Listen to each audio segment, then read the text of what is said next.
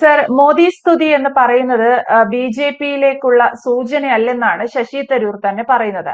അപ്പോൾ തരൂർ എന്തായാലും ബി.ജെ.പിയിലേക്കില്ല എന്ന കാര്യം വ്യക്തമായി. പക്ഷെ കോൺഗ്രസിനകത്ത് അദ്ദേഹത്തിനെതിരെ വലിയ രീതിയിൽ പടയൊരുക്കം നടക്കുന്നുണ്ട്. പല കാര്യങ്ങളിൽ നിന്നും കോൺഗ്രസ് അദ്ദേഹത്തെ അവഗണിക്കുന്നുണ്ട്. കോൺഗ്രസിൽ ഇനി എന്തായിരിക്കും തരൂരിന്റെ രാഷ്ട്രീയ ഭാവി? കോൺഗ്രസിൽ തരൂരിന് നിലനിന്ന് പോകാൻ സാധിക്കുമോ? കോൺഗ്രസിനകത്ത് തരൂരിന് രാഷ്ട്രീയ ഭാവി ഇല്ലല്ലോ യഥാർത്ഥത്തിൽ പറഞ്ഞു. അപ്പൊ നമ്മൾ ഈ കോൺഗ്രസിനകത്തെ ഒരു ബുദ്ധിജീവി എന്ന് വേണമെങ്കിൽ പറയുന്ന വ്യക്തിത്വമായിട്ട് നമുക്ക് കണക്കാക്കാൻ പറ്റുന്ന ഒരാളാണ് ശശി തരൂർ. അദ്ദേഹത്തിന് UN അല്ലെങ്കിൽ നിന്ന് പ്രവർത്തിച്ചു അല്ലെങ്കിൽ വലിയ പദവി അലങ്കരിച്ചതിന് ശേഷം ഒരുപക്ഷെ ഇന്ത്യയിൽ വന്നപ്പോൾ സോണിയാഗാന്ധി ഇടപെട്ട് കോൺഗ്രസിനകത്ത് കൊണ്ടുവന്നു. ലോകം ചർച്ച ചെയ്യുന്ന ഒരാൾ കോൺഗ്രസിനകത്ത് വന്നു, അല്ലെങ്കിൽ അദ്ദേഹത്തെ കേരളത്തിലെ തിരുവനന്തപുരത്ത് മത്സരിപ്പിക്കും, 4ാം തവണ MP ആകും. ശശി തരൂർ പറയുന്ന കാര്യങ്ങൾ വലിയ വലിപ്പത്തിലാകുന്നു, അല്ലെങ്കിൽ അതിന് വലിയ പാർലമെന്റിലായാലും അദ്ദേഹത്തിന്റെ പുറത്തെ പ്രസ്താവനയായാലും ദേശീയ തലത്തിൽ അന്തർദേശീയ തലത്തിലൊക്കെ ചർച്ച. അപ്പൊ കോൺഗ്രസിനകത്ത് പരമ്പരാഗതമായിട്ട് പ്രവർത്തിച്ചു വന്നതും പാരമ്പര്യമുള്ളവർക്കും അപ്പുറം കോൺഗ്രസിനകത്തെ ദേശീയ തലത്തിൽ ഏറ്റവും വലിയ നേതാക്കന്മാരുടെ പട്ടികയ്ക്കകത്ത് ഒരുപക്ഷെ ആദ്യത്തെ പേരുകൾ എഴുതുമ്പോൾ വരുന്ന വ്യക്തിയായിട്ട് ശശി തരൂർ വരാം. നമ്മളത് കണ്ടതാണ്. അപ്പൊ പലവട്ടവും നമ്മൾ ശശി തരൂരിനെ പരിശോധിക്കുമ്പോൾ ശശി തരൂരിന്റെ പ്രസ്താവനകൾ കോൺഗ്രസിന് എന്നും തലവേദനകളാകുന്നു. അത് ഒരുപക്ഷെ കോൺഗ്രസിനകത്ത് പൊതുവെ അവരുടെ നേതാവെന്ന് വിചാരിക്കുന്നു, അല്ലെങ്കിൽ ഈ പറയുന്ന സോണിയാഗാന്ധിയും രാഹുൽ ഗാന്ധിയും അല്ലെങ്കിൽ കോൺഗ്രസിന്റെ നിലപാടുകളും ഒക്കെ ആയി വരുമ്പോൾ ഇദ്ദേഹത്തിന്റെ പ്രസ്താവനകൾ തലവേദനകളാകും. അപ്പം ഇതിനകത്ത് ഈ പ്രസ്താവനകൾ ഇങ്ങനെ പറയുമ്പോഴും തലവേദനകളാകുമ്പോഴും ഈ ശശി തരൂർ എന്ന് പറയുന്ന വ്യക്തിയെ ഒരുപക്ഷെ കോൺഗ്രസിന് ഒന്നും ചെയ്യാൻ പറ്റാത്തൊരവസ്ഥ. നമ്മൾ പലവട്ടം കോൺഗ്രസിന്റെ പ്രതിസന്ധി ഉണ്ട്, അല്ലെങ്കിൽ തരൂര് അല്ലെങ്കിൽ ആ പ്രസ്താവന അങ്ങനെയല്ലായിരുന്നു ഇങ്ങനെയല്ലായിരുന്നു എന്ന് തിരുത്തി കൊടുക്കുമ്പോൾ ആ പ്രസ്താവന തീർന്നു, അല്ലെങ്കിൽ ശശി തരൂർ പറഞ്ഞത് ഇങ്ങനെയാണെന്ന് പറഞ്ഞ് കോൺഗ്രസ് രക്ഷപ്പെടുന്ന ഒരു അവസ്ഥയുണ്ട്. ഇപ്പം ഇതിനകത്ത് ഒരു മത്സര ബുദ്ധിയോടുകൂടി വളരെ കാലമായിട്ട് ഇപ്പൊ 3ാം തവണ ഈ BJP അധികാരത്തിൽ വരുമ്പോൾ കോൺഗ്രസിന് കേന്ദ്രത്തിലും കേരളത്തിലും ഒരുപക്ഷെ കോൺഗ്രസ് ഓരോ ദിവസവും പരിശോധിക്കുമ്പോൾ ഇല്ലായ്മയാകുമ്പോൾ, അല്ലെങ്കിൽ കോൺഗ്രസിന്റെ രാഷ്ട്രീയത്തിന് കേന്ദ്രത്തിലും അല്ലെങ്കിൽ ഇന്ത്യയിലുടനീളം പ്രസക്തി ഇല്ലാതെ വരുമ്പോൾ, അപ്പം ഓരോ പ്രസക്തി ഇല്ലാതെ വരുമ്പോൾ അത്തരത്തിൽ കോൺഗ്രസ് ഇല്ലായ്മയായി വരുമ്പോൾ ശശി തരൂർ എന്ന് പറയുന്ന വ്യക്തിത്വം അല്ലെങ്കിൽ അത്തരത്തിൽ കോൺഗ്രസിനകത്തെ ഒരു തിരുത്തൽ ശക്തിയായിട്ട് പലപ്പോഴും വരും. അതായത് കോൺഗ്രസിനകത്ത് ശശി തരൂരിന് ഈ പറയുന്നത് പോലെ സ്വാധീനമില്ലാതെ വരുമ്പോൾ ശശി തരൂരിന്റെ നിലപാടെടുക്കും. അപ്പൊ ഏറ്റവും അവസാനം ഇപ്പം വന്നുകൊണ്ടിരിക്കുന്നത് പഹൽഗാം വിഷയമാണ്. അതായത് കോൺഗ്രസ് രാഷ്ട്രീയം എന്ന് പറയുമ്പോൾ BJPക്കെതിരെയുള്ള രാഷ്ട്രീയം. ഒരുപക്ഷെ പ്രധാനമായിട്ടും പറയുന്ന പ്രധാനമന്ത്രി ഈ നമ്മുടെ ഇന്ത്യൻ പ്രധാനമന്ത്രിക്കെതിരെയുള്ള രാഷ്ട്രീയം അതാണ് വരുന്നത്. അപ്പം ആ ഇന്ത്യൻ പ്രധാനമന്ത്രിക്കെതിരെയുള്ള രാഷ്ട്രീയം കോൺഗ്രസ് ഏറ്റെടുക്കുമ്പോൾ ഇന്ത്യൻ പ്രധാനമന്ത്രി ശരിയാണെന്നും, അല്ലെങ്കിൽ ഒരുപക്ഷെ ഈ ഈ കേന്ദ്ര ഗവൺമെന്റ് ശരിയാണെന്നും BJP നിലപാടുകൾ ഇന്ത്യക്ക് അനുകൂലമാണെന്നും ഉള്ള രീതിയിലേക്ക് ഒരു ദേശീയവാദി ആയിട്ട് ഉള്ള കോൺഗ്രസ്സുകാരനായിട്ട് അവതരിക്കുകയാണ് ശശി തരൂർ.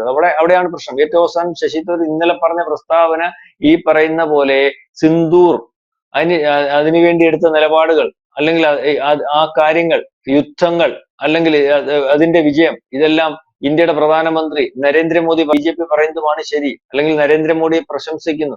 പഹൽഗാമിന് ശേഷം കോൺഗ്രസ് നേതാക്കന്മാരുടെ അഭിപ്രായമല്ല ശരി, അല്ലെങ്കിൽ അതിനുശേഷം സിന്ദൂരിലെ തിരിച്ചടി, അതിനകത്ത് BJPയുടെ അഭിപ്രായമാണ് ശരി.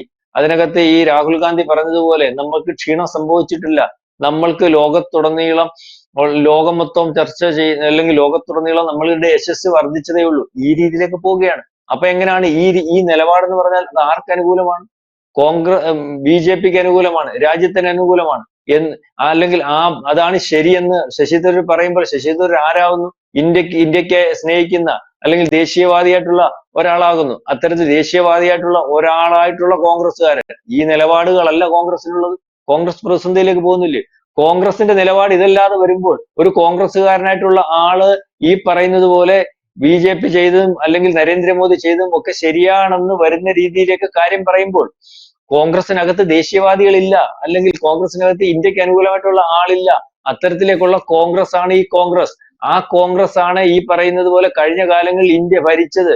അതുകൊണ്ടാണ് 71-ലെ ഈ യുദ്ധവും തുലനം ചെയ്തപ്പോഴും ഈ യുദ്ധമാണ് ശരി, അന്നത്തെ സാഹചര്യമല്ലെന്ന് പറഞ്ഞത്. അപ്പൊ ശരിക്കും ശശി തരൂർ കോൺഗ്രസ്സുകാരനായിട്ട് നിൽക്കുന്നു. യഥാർത്ഥ കോൺഗ്രസ് ഒരുപക്ഷെ ഇന്ത്യക്കകത്ത് ജനങ്ങൾ കണ്ടിരുന്ന രാജ്യസ്നേഹമുള്ള ഗാന്ധിജിയുടെ കോൺഗ്രസ്, അല്ലെങ്കിൽ അത്തരത്തിൽ രാജ്യസ്നേഹി മതേതര ജനാധിപത്യം ഉയർത്തിപ്പിടിക്കാൻ നിന്ന കോൺഗ്രസ്, ആ കോൺഗ്രസിന്റെ പാരമ്പര്യം ഒരുപക്ഷെ ഈ പറയുന്ന ഇപ്പോഴുമുള്ള ഒരു നേതാവ്, ആകെ നേതാവ് ശശി തരൂരാണ് എന്നുള്ള രീതിയിലേക്ക് ശശി തരൂർ കാര്യങ്ങൾ വരുത്തി തീർക്കുകയാണ്. അപ്പം അങ്ങനെ ഒരു കാര്യത്തിലേക്ക് അല്ലെങ്കിൽ വരുമ്പോൾ കോൺഗ്രസ് എന്ന് പറയുന്ന പ്രസ്ഥാനം ബി.ജെ.പി പറയുന്നത് പോലെ രാജ്യവിരുദ്ധമായിട്ട് നിൽക്കുന്ന പാർട്ടിയുടെ ഭാഗമാണെന്നുള്ളത് ശരിയെന്ന് വരും. അല്ലെങ്കിൽ രാഹുൽ ഗാന്ധി ഈ പറയുന്ന ബി.ജെ.പി പറയുന്നത് പോലെ ഈ ഇന്ത്യയുടെ ഭാഗമല്ല, ഒരുപക്ഷെ ഇന്ത്യക്ക് അകത്ത് നിന്നും ഇന്ത്യക്ക് വെളിയിൽ നിൽക്കുന്നതുമായിട്ടുള്ള ശത്രുക്കളുടെ ഭാഗമായിട്ട് നിന്ന് സംസാരിക്കുന്ന ആളാണ്. അതായത് ചൈനയുടെയും പാകിസ്ഥാന്റെയും ഭാഗമായിട്ട് സംസാരിക്കുന്ന ആളാണ്. ഈ കാര്യങ്ങൾ ബി.ജെ.പി പറയുന്നത് ശരിയാണെന്ന് തോന്നത്തക്ക രീതിയിൽ ശശി തരൂരിന്റെ പ്രസ്ഥാനങ്ങളും നിലപാടുകളും ഗുണം ചെയ്യും. അതുകൊണ്ട് തന്നെ ആണ് ഒരുപക്ഷെ ശശി തരൂർ പറഞ്ഞത് ഞാൻ കോൺഗ്രസ്സാ. അതായത് ശശി തരൂരിനെ പരിഗണിക്കാത്ത, ശശി തരൂരിന് വേണ്ട അംഗീകാരം കൊടുക്കാത്ത, ശശി തരൂരിനെ ഒറ്റപ്പെടുത്തുന്ന ആ കോൺഗ്രസിനകത്ത് നിന്നുകൊണ്ട് തന്നെ കോൺഗ്രസ് ശരിയല്ല, ഞാനാണ് ശരി, കോൺഗ്രസിന്റെ പ്രസ്താവനകളും പോക്കുകളും ശരിയല്ല, അത് ഇന്ത്യക്ക് ഉതകുന്ന അല്ല എന്ന് പറയുന്നതിന് വേണ്ടി തന്നെയാണ് പുള്ളി ശ്രമിക്കുന്നത്. പുള്ളി കഴിഞ്ഞ ഇലക്ഷന് 4ാമത് മത്സരിക്കുന്നതിന് മുമ്പ് പറഞ്ഞു ഇത് എന്റെ അവസാനത്തെ അല്ലെങ്കിൽ മത്സരമായിരിക്കും, ഞാൻ രാഷ്ട്രീയം അവസാനിപ്പിക്കാൻ പോകുന്നു എന്നുള്ള രീതിയിലേക്കുള്ള ഒരു മെസ്സേജ് കൊടുത്തിരുന്നു. അതുകൊണ്ട് തന്നെ ആയിരിക്കും ഞാൻ കോൺഗ്രസ്സുകാരനായിട്ട് ഇതിനകത്ത് നിന്നോളാം.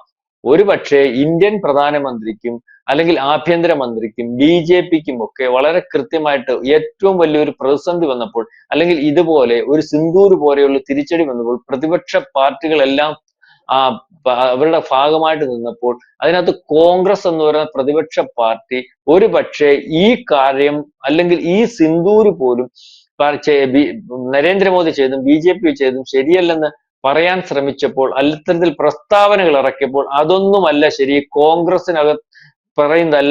കോൺഗ്രസിനകത്ത് പറയുന്നതല്ല ശരി, ശരിയായ നിലപാട് ഇതാണെന്ന് കോൺഗ്രസിനകത്ത് നിൽക്കുന്ന, ലോകം ഉറ്റുനോക്കുന്ന ഒരു പ്രധാനപ്പെട്ട നേതാവായിട്ട് ശശി തരൂർ മാറുകയും ഇത് ഒരുപക്ഷെ മോദിക്ക് ബോധ്യപ്പെടുകയും അമിത്ഷായ്ക്ക് ബോധ്യപ്പെടുകയും എന്റെ കണക്കൂട്ടൽ ശരിയാണെങ്കിൽ അതിനകത്ത് നിന്നുകൊണ്ട് തന്നെ അതിനെ പൊളിക്കാൻ ഒരുപക്ഷെ ബി.ജെ.പി ഉപയോഗിക്കുന്ന ഒരു നേതാവായിട്ട് ശശി തരൂർ മാറുന്നു.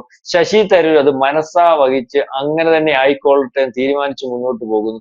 അപ്പൊ നമ്മൾ ഈ പറഞ്ഞു വന്നതുപോലെ ശശി തരൂര് ഈ നിലപാടുമായിട്ട് നിൽക്കും. ഞാൻ കോൺഗ്രസ്സുകാരനാണ്, ഞാൻ ഈ പറയുന്നത് പോലെ നരേന്ദ്രമോദി പറയുന്ന ശരികൾ ശരിയെന്ന് പറയും, ഇന്ത്യയുടെ ഭാഗമായിട്ട് നിൽക്കും.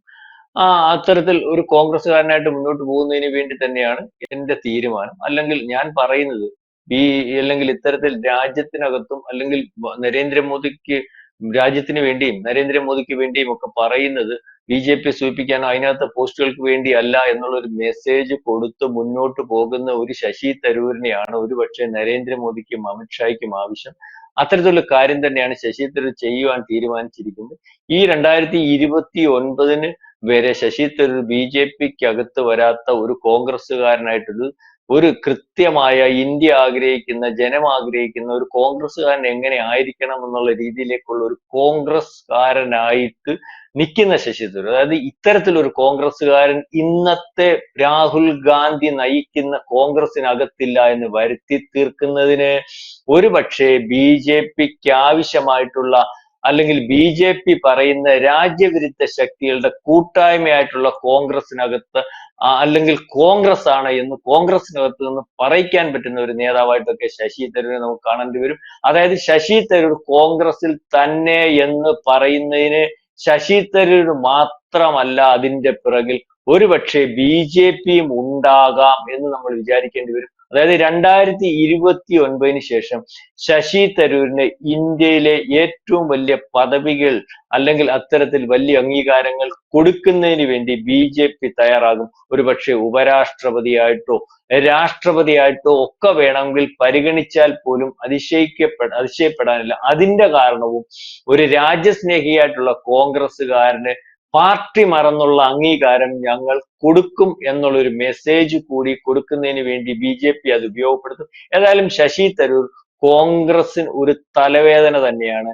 അല്ലെങ്കിൽ കോൺഗ്രസ് ഈ പറയുന്നത് പോലെ പറയുന്നതല്ല ഇന്ത്യക്ക് താല്പര്യമുള്ള രാഷ്ട്രീയം അല്ലെങ്കിൽ ഇന്ത്യക്ക് അനുകൂലമായിട്ടുള്ള രാഷ്ട്രീയം എന്നുള്ള രീതിയിലേക്കൊക്കെ വരും. കോൺഗ്രസിന് തലവേദന ആയിട്ടുള്ള ശശി തരൂർ ഒരുപക്ഷെ രാഹുൽ ഗാന്ധിയുടെ ഊളത്തരങ്ങൾ കോൺഗ്രസിന് ബാധ്യതയാവുമ്പോൾ അതിനകത്തൊരു നേതാവില്ല, അല്ലെങ്കിൽ അതിനകത്ത് ഇന്ത്യക്ക് വേണ്ടി പറയുന്ന ഒരാളില്ല എന്ന് പറയിക്കുന്നതിന് വേണ്ടി BJP ഉപയോഗപ്പെടുത്തുന്ന ഒരാളായിട്ട് ശശി തരൂരിനെ നമ്മൾക്ക് കാണേണ്ടി വരും, അല്ലെങ്കിൽ അതിന് കോൺഗ്രസ് വലിയ വില കൊടുക്കേണ്ടി വരും എന്നാണ് ഇന്നലത്തെ ഒരുപക്ഷെ അവസാനത്തെ പ്രസ്താവന നടത്തിയതിന് ശേഷം ഞാൻ കോൺഗ്രസിൽ തന്നെ BJPയിലല്ല പോകുന്നില്ല എന്ന ശശി തരൂരിന്റെ പ്രസ്താവന നമ്മൾക്ക് അല്ലെങ്കിൽ ഇന്ത്യക്കകത്ത് ചൂണ്ടിക്കാണിക്കപ്പെടുന്നത്, അല്ലെങ്കിൽ അത് തന്നെയാണ് ശശി തരൂർ ഉദ്ദേശിക്കുന്നത്.